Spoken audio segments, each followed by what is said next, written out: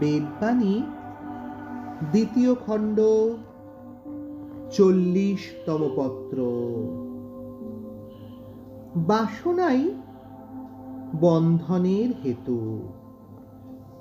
বাসনা হইতেই সত্য শক্তি ভুলিয়া কর্তৃত্বাভিযোগে অস্থায়ীর দ্বারা প্রকৃতির গুণের বিবৃতি হইয়া সত্য বস্তুকে স্মরণ করিতে পারে না।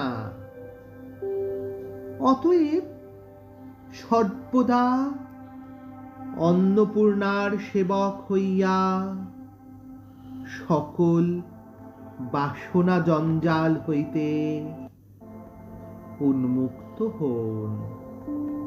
জয় রাম, জয় গোবিন্দ।